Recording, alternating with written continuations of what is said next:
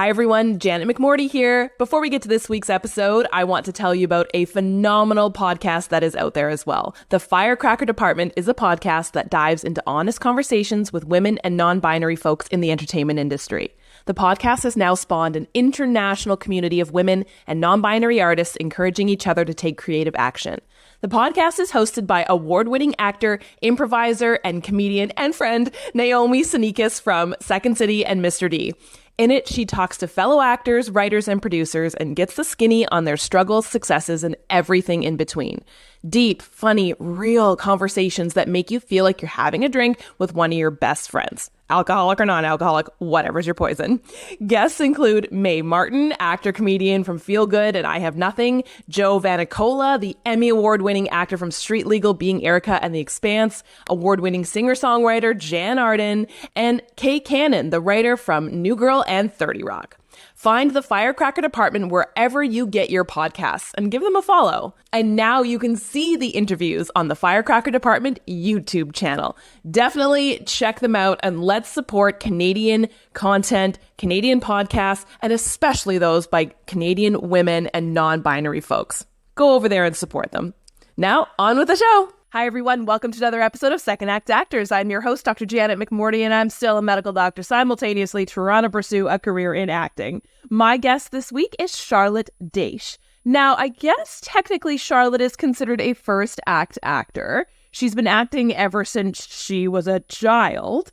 However, she did go to school for journalism. She has a master's degree in journalism. She's also originally from Norway and has quite an extensive career as an actor in Norway. We go into great details about the Norwegian film industry. It is fascinating. She now lives in Canada, lives here in Toronto, and is exploring the craziness that is the film industry here in Canada. She is extremely talented, an absolute gem of a human being. I'm so excited for you to hear her story. Please enjoy the incredible Charlot Daysh.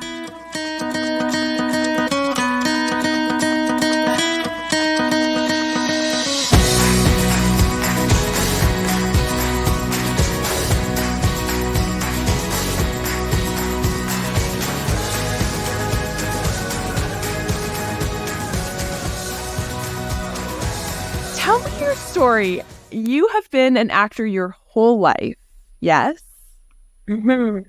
I was the kind of child that could sing before I could really talk and dancing very early on. And I was always very drawn to that performative aspect. And I loved watching performances. They would just mesmerize me on if it was TV or, movies or theater.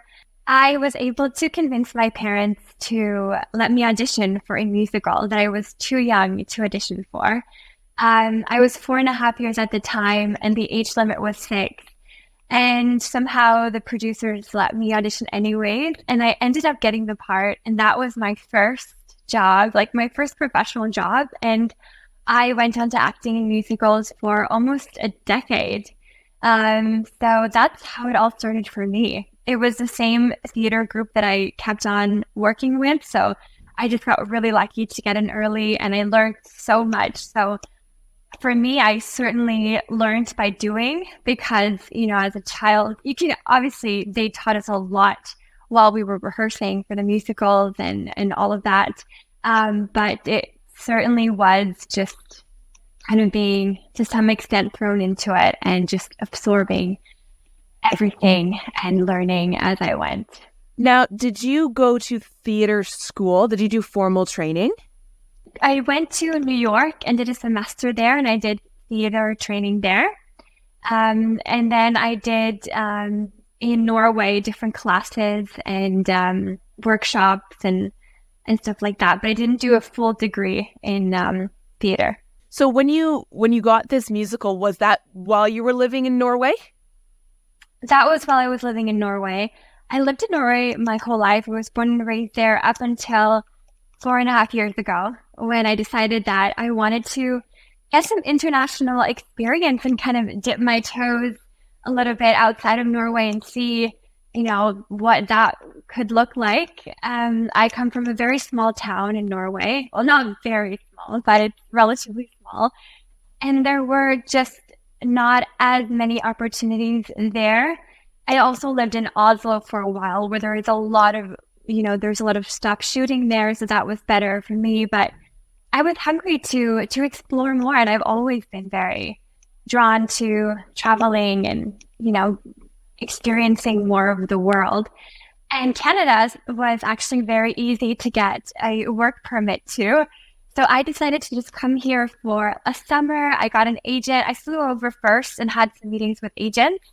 And then I came back to Norway and thought about it, applied for my work permit. And I decided to go with one of the agents and kind of just looked at it as an opportunity to go and spend some time in a different country and kind of see where that will take me.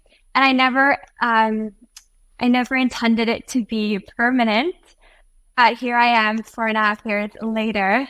So it goes to show I really fell in love with Toronto, with Canadians, great people, very polite and very helpful. I felt very well received here by just, in general and also in the industry. I was very lucky. I got to work a lot. And so it just kind of kept on rolling. And I just felt like, it just didn't feel right I was never like done. I just kept on extending my stay. And I applied for a permanent residency. And and now this is where I'll, settle down. And I think of it in a way that I'm like, kind of like bi-coastal, where Norway and Canada are my home, and I'm a little bit back and forth.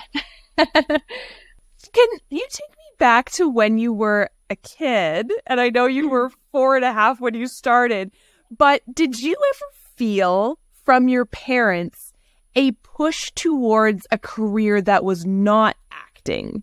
Because it's not, a stable career. It's not the, comfortable, logical, reasonable decision. Did you ever feel that? You know what? I think I was lucky in that way because my parents were extremely supportive, although they never pushed me to get into anything entertainment related. But they always encouraged me to follow my passion and my bliss. And, they were very kind of trusting in my journey. And so I didn't feel like they, my dad, would have said like, get a degree in something else just so you have it. And I did do that. So I did a media and communications bachelor degree. I also did a master's degree in journalism. I've done some like TV hosting and presenting as well. So it was kind of a nice combo. So that was kind of, I guess, something to always have that made me feel safer, that I could always fall back on. And I still use those skills today in my life. I think that's such a great point about using those skills, because I think a lot of people I chat with who are, like I've dubbed the second act actors, who are coming into this from a career that feels extremely distant from acting and from the arts. And I think a big thing, regardless of what experiences you've had, is that those experiences don't just evaporate and can be used in this creative career in so many ways. And I think that's so thrilling. Like, what else have you noticed, have you pulled in from just your life into now your acting career? Well, I just love everything that you said now, because acting is really about showing humans and human behavior and the best way to showcase human experiences. So as actors, we need to go out there and experience. And I draw from everything that I've experienced in my life, really. It's one of the most important things we can do, is to go out there and put ourselves in different situations and meet with new people, new cultures, new countries, and we can draw from all of that collectively. And of course, it depends on the character, but if you have a character and you can relate something that you've experienced, I mean, that's what it's all about. You have to draw on your own experiences. And if you don't have the exact experience, you have to do some research and maybe talk to someone who have had that experience and to figure out how that felt and to kind of be able to come up with something that you feel could help you to portray that. But I think the general stuff is obviously heartbreak and struggles, university stuff. And I mean, there's so much. Tell me more about the research that you do. Something that you just said, just really, I was like, oh, I'm so curious about your kind of process. So that word we always use, your process. When you feel like you can't relate to a character or you haven't experienced it, you mentioned, doing some research. What does that look like for you? Yeah, so that might be talking to somebody who has experienced that, or just as simple as Googling it and reading about it, finding something inside of me that resembles that experience, that has like a hint of it maybe, and exploring that deeper. And obviously just, whenever I prepare for a character, it's reading the script thoroughly over and over again and taking from that as much as you can. And you can find so much in a script about your character and even about experiences that you haven't had yourself when you dive into that character work. Like it starts to, through the script, through how the character is, you can draw some conclusions about how that experience would have felt and how it's shaped them without having directly experienced it yourself. I've talked to a couple other actors from Europe about the European film industry. And I know every country in Europe is different. I've talked to someone from Berlin. I've talked to someone from Copenhagen. What was it like in Norway? What's the film industry like? It's quite different. It's very interesting to see like the similarities, the differences. Norway is less competitive. It's a smaller industry, but there's also less productions happening. And we don't have the same, I guess, like hype around agents where it's like when I worked in Norway, I didn't really have an agent for most of the time because you don't really need one necessarily. It's not the same like kind of build here where it's like you have this process of like the agent submits you and da-da-da. There's a lot of self-submissions in Norway, and there's a lot of focus on the actor-casting director relationship. So it's all about having good relationships with casting directors, and they're much more open to, there's no like, because here between an actor and a casting director, you have the agent, but we don't have that kind of wall between. So it's more like a direct like channel to them, and, we'll email each other. And so it's that I would say is one of the biggest differences. And we have a union, but it's not, as big as ACTRA is. And so everything is kind of a little bit just like smaller and less kind of rigid, maybe. Was there anything that surprised you about, I know you kind of touched on it a bit, anything that surprised you about the film industry when you moved to Canada? Yeah, the first thing that comes to mind was that I knew that I wanted to get into ACTRA, but that seemed very impossible because to be an ACTRA, you had to book a union project. And to book a union project, you would kind of have to be ACTRA or union. So that to me was like, so how do I get in them? But then, there's always ways in. And so that whole thing for me was a little bit, I found that interesting.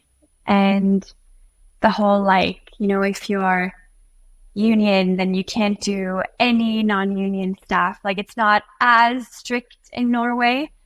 So that was interesting as well. Just like, understanding how things work here, and also just how much, I mean, there's so much talent in Oslo as well, but just coming here and seeing that, there's a lot of amazing talent here too. And I found that everyone was really nice. Like it was like a very helpful industry where I felt like people would help push me forward. And I felt just very kind of just positively surprised that I could come just like out of nowhere and kind of be and feel like I was like kind of taken under their wings a little bit.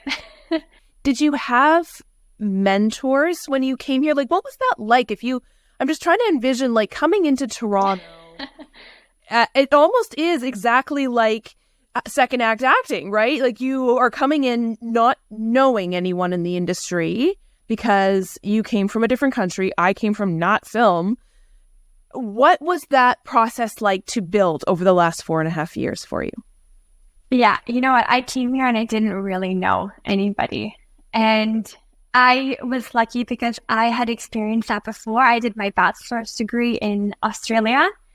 And in Australia, it was the same thing. I didn't know anybody. So I just was like, I came there. I was like, hello, let me make friends. And like, so I know how to put myself out there. I know how to like try to connect with people. And I find it very thrilling too, to some extent. It's like a challenge. And I came here with kind of the same thing. You just have to be really open. And I came here just before TIFF that year, I think 2018.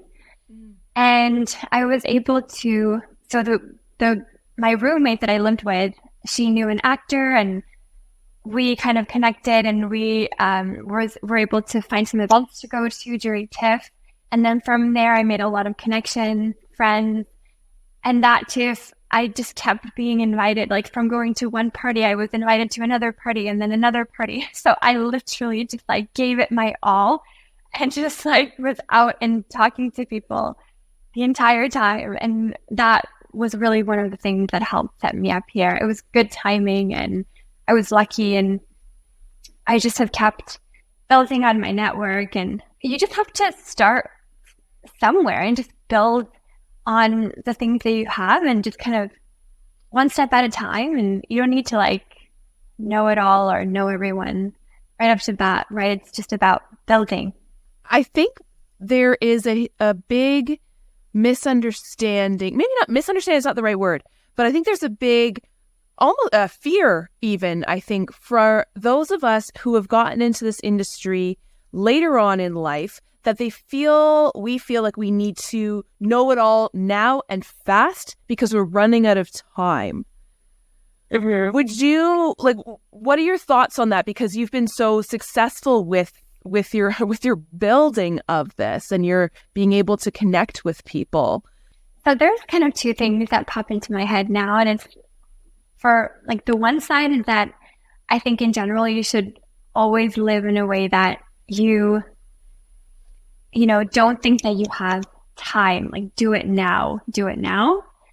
And that is like kind of a thing where like, I just feel like in life in general, you shouldn't just be like, slacking too much where you're just like waiting around. You should always be proactive and take action and kind of, think that you don't have all the time in the world. But at the same time, I think we should never limit ourselves to think that we're too late or that we don't have enough time. Like you can act your whole life until you're really old. Like they need people in all types of shapes and forms. And I think that's like one of the beautiful things about acting. So I think having a sense of like urgency where it's more like you're taking action, you're driven, but not feeling like you're out of time. If you can find a balance between those two, I think that's really key. And for women especially, like I think there's a lot of talk about like, women will be dated or whatever. I hate that. And like, I don't think that's true at all. Like, I think that, and I think I also believe in divine timing. Some people make it. Like, what does that really look like? It's a continuous journey, and you have to like continue to work hard, even if you have a few successes, but you can get, a big break really late in life. And so just also trusting the timing of things while doing your best. And I think that's kind of what I've been doing personally. When you've been, like, since your time in Toronto, I know you said networking is a huge part of what you did. What else have you been doing that, I mean, this is kind of an overarching question of looking for advice for people new to the industry, new to Toronto, even the Toronto film industry. What have you found has been really helpful for you and made you so successful? Well, there's a few things that I think you need to really do as an actor. Firstly, you have to have the right mindset. You have to, as cliche as it sounds, you have to believe in yourself. You have to feel that you have something to bring to the industry. And if you don't feel that way, then get yourself to a point where you feel that way. Take more classes, or, do what you need to do to get there. And I think that's another thing, obviously training. I started training with different studios and different teachers coming here. That's very important. I would just do my research. Who is the best headshot photographer? I go to that person and get my headshots. And how do I, just really sink your teeth into it. And what I would look at actors here that were doing well and that were booking. What are they doing? How are they kind of, I don't know, so just kind of trying to figure out what works and trying to implement more of that into your own career.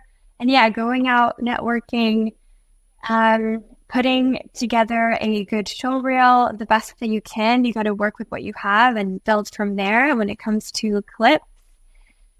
So I think, mindset, headshots, show reel, training, and networking is really, really the kind of the 5 important pillars. With networking, I know this is a thing that a lot of people struggle with because I think a lot of us are naturally introverted and use acting as our extroversion. But I think there's also, again, we use the word fear of networking seeming insincere. And that idea of, I don't want to bother so-and-so casting director that I'm seeing over there because I don't want to seem pushy or smarmy. What have you found, or do you have any advice for people? And I wonder if it comes from, again, Nick, your hosting background, your media background. Do you have any advice for people trying to get started networking and not coming off as desperate and annoying? It can definitely feel so daunting to talk to people and to put yourself out there. I would say for networking, if you're at an event, try to obviously go with somebody that you know so that you have your partner to lean on. And ideally, if they know someone at the party, they make introductions. I don't like to just walk up to someone and be like, hey, necessarily. Because, you don't want to come off and there's no need to do that. And I think it can be met with a little bit of, so I think getting introductions through other people in the room and if you're talking to somebody, you can kind of build on that and you can say, I would love to chat with so-and-so person, and maybe they know this person. Let me introduce you guys. And so I think it's all about building as well building in the room where you kind of are able to. And I think you should always be sincere with it. You should never, it should never not come from a sincere place, because if it does, I think that can easily be felt from the other person. And I certainly can feel if something isn't sincere and it's not something I'm interested in kind of spending any time on. So I think for me, it's just a thing of I respect someone. I would love to just chat with them and not necessarily want anything from them, but just connecting with them on a level where, we're both in the industry. We're kind of colleagues maybe in a sense. And it's just about getting to know your industry better and always being of help to other people. I think we should always, as actors, especially, help each other. It's a very tough industry. And so whatever I can do to help another actor, I always do. And I love doing that. I think it's very rewarding. It almost feels like a selfish act because it feels so good to be able to help somebody. And then when somebody helps me, I'm so thankful, right? And it's just, it kind of, yeah. So I think that's very important to definitely not just like take from someone. You have to give and take, and it has to be sincere. And I think that is so key. And I have no experience with bigger markets like LA or New York, but I think it's so key for a smaller market like Toronto, and even smaller one like the European markets, for actors and entertainment industry professionals to be, it sounds so simple, nice to each other. Because if we aren't, this industry will hit a brick wall and not expand. Because we don't expand because, like, at all, if we aren't nice to each other and helping to move each other forward. And then how are we supposed to compete with the LAs and the New Yorks of the world? Like, I think that we don't get anywhere by being, like, you know, jealous and comparing and all this stuff and just, like, not nice. Absolutely. I completely agree. There's just no need for that in the industry. And it doesn't get you anywhere.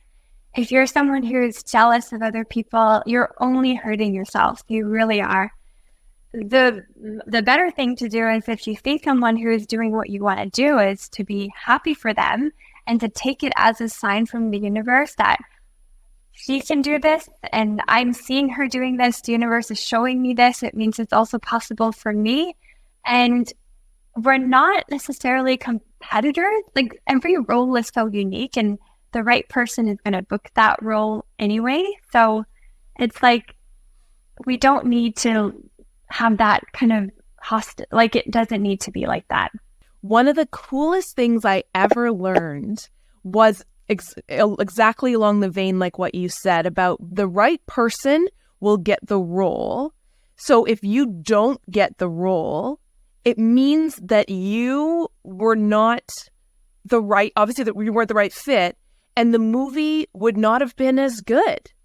And it doesn't, and it's this interesting kind of almost like negative being a positive, where I kind of now have said, yeah, like, we want Canadian films and films filmed here, made here, to be as best as they can be.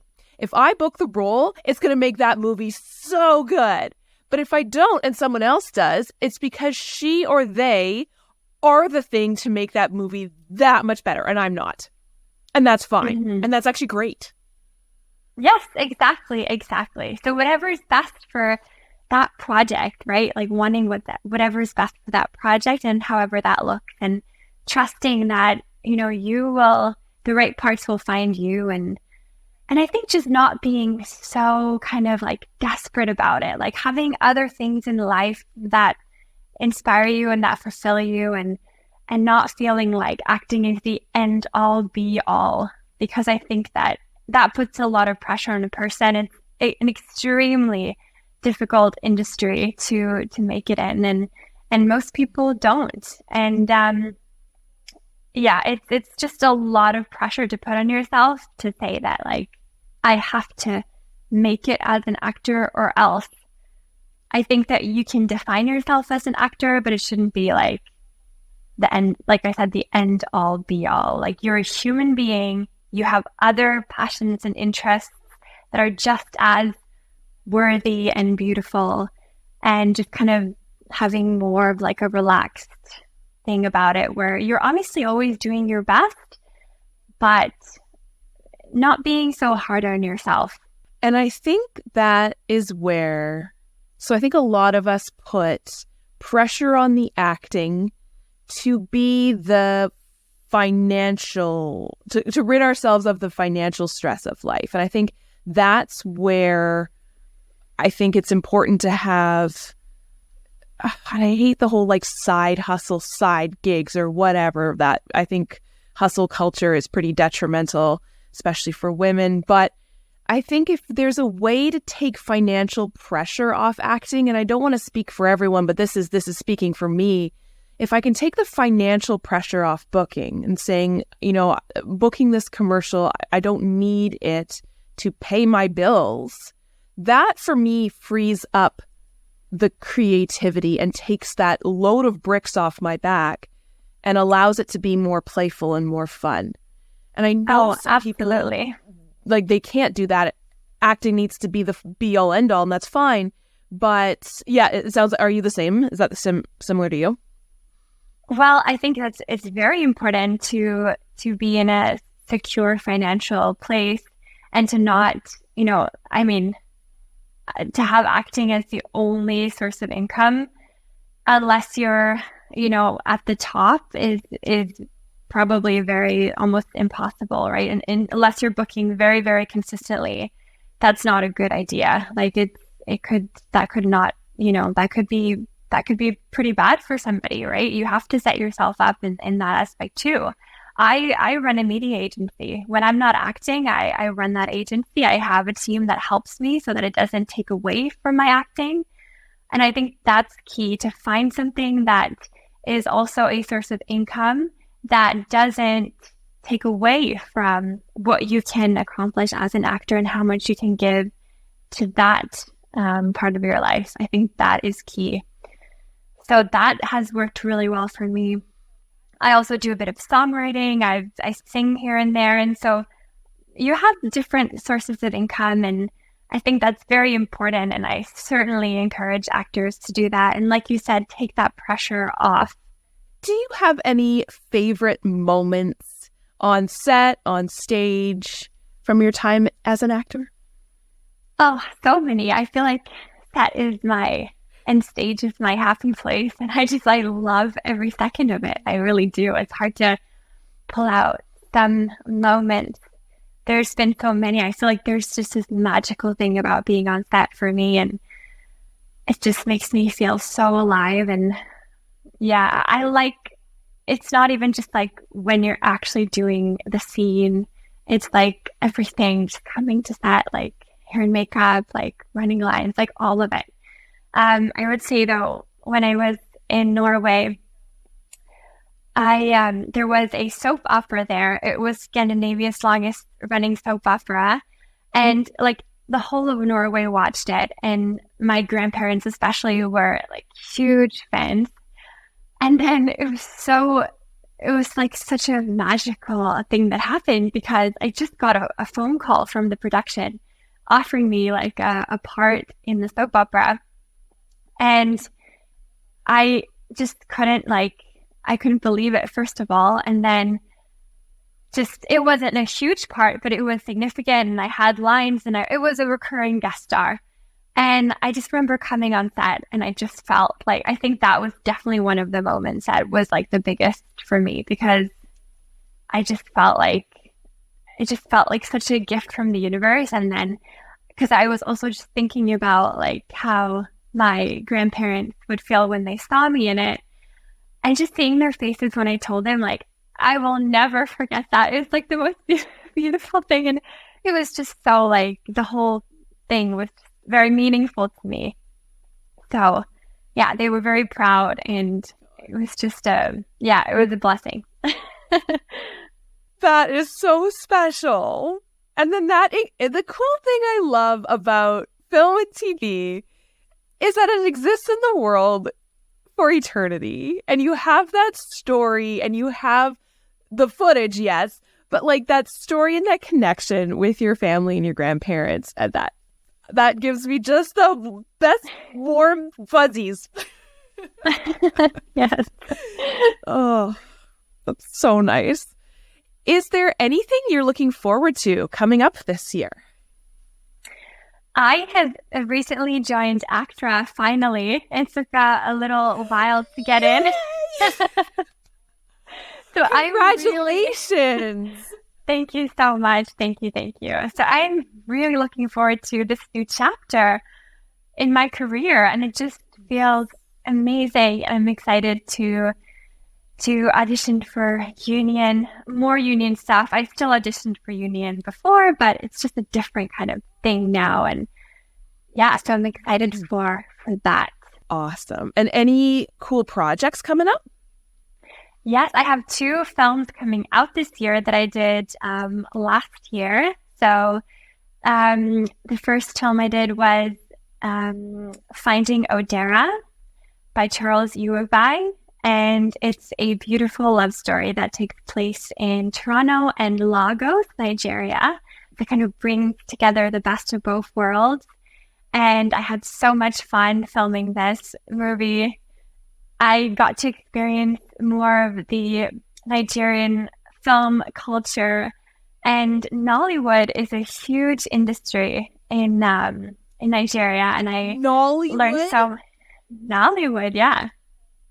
I know, it's amazing. Oh my God, I love it. Yeah, it was so fun. And we literally had like all these Nigerian tunes on set, and it was very like flowy, and like it was a different type of experience. So that will be coming out this year. And then in the fall, I did a thriller called Cry of Silence by Alan Cool. And that was, such an incredible experience.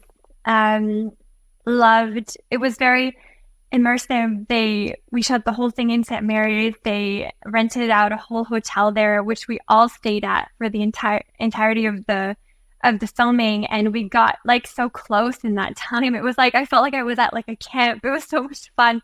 We had a karaoke machine in the lobby. So sometimes after like a long day on set, we would come back and do karaoke, and it really brought us together and like helped release stress. And it's a really empowering story, and I'm so excited for everyone to get to experience it. And I'm so honored to have been a part of both these projects, and they were certainly a gift from the universe as well. I was offered both these parts, so I think that, you know, having to not, because auditioning can be so like daunting, and I think that when a director shows you that kind of trust, that they feel comfortable having seen what you've done before, and obviously having talked to you, that they would put you in their movie and trust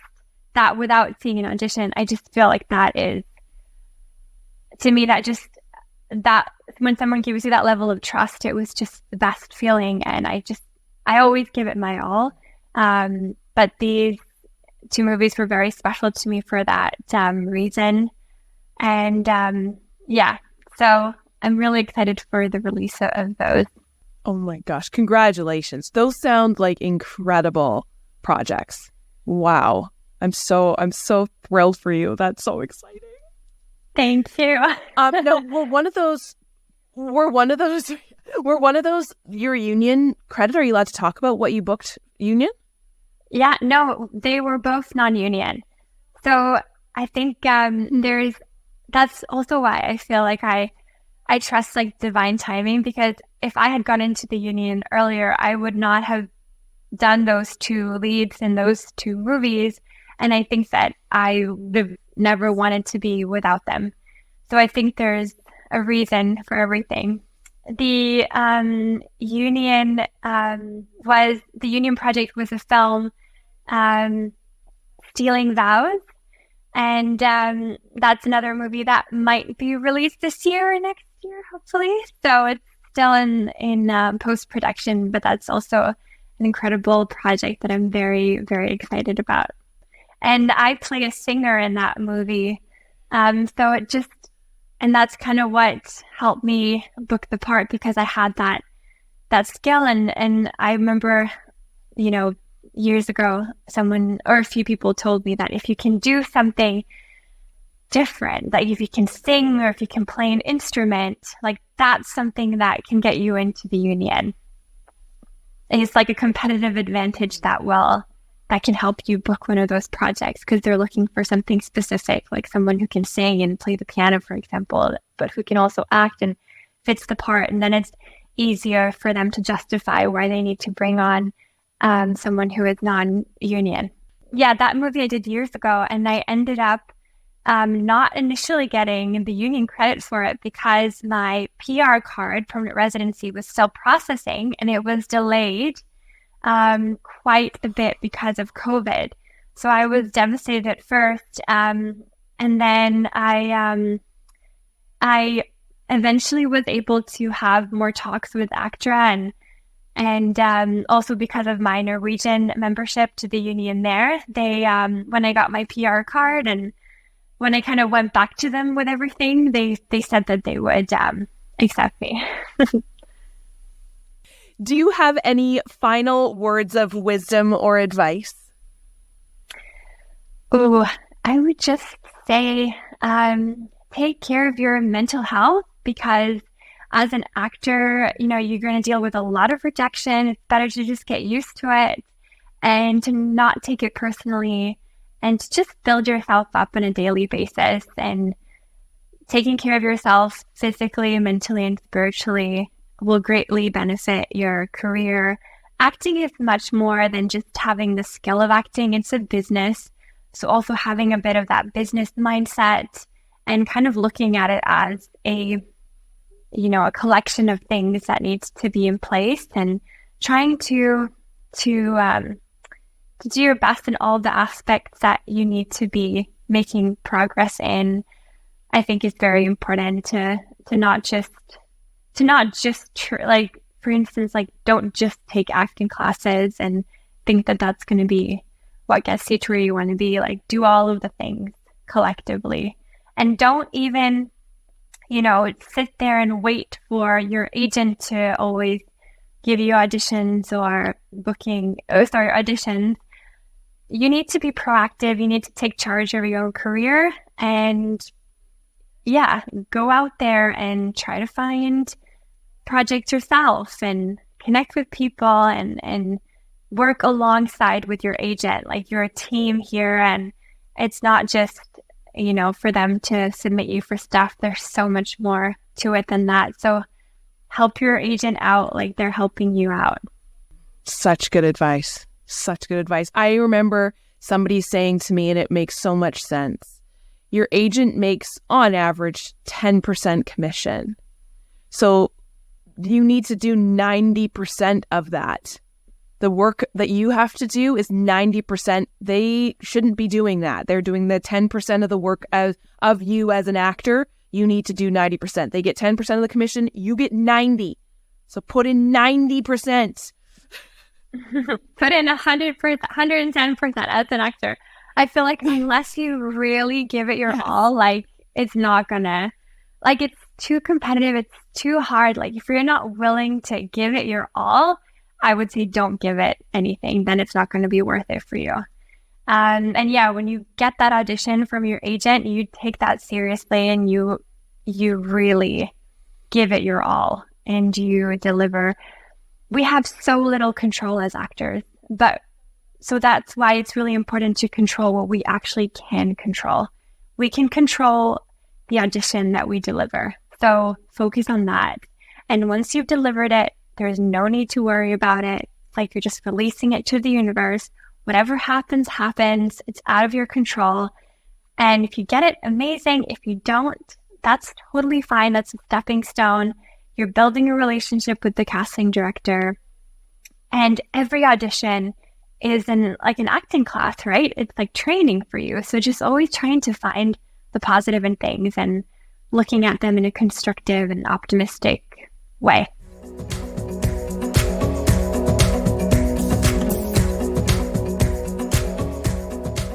Thank you, everyone, for tuning in. And thank you, Charlotte, for being my guest this week. Now, I know she's had in the, 6-8 months since we recorded this episode, she has just exploded. Like she said, she's joined ACTRA, our union here in Canada. I know her movie Cry of Silence had its premiere, which is so exciting. Oh, Charlotte, I'm so excited for 2024 and all the incredible things it's going to bring you. Thank you again for being my guest. I hope you will all tune in next week for another episode of Second Act Actors. Bye.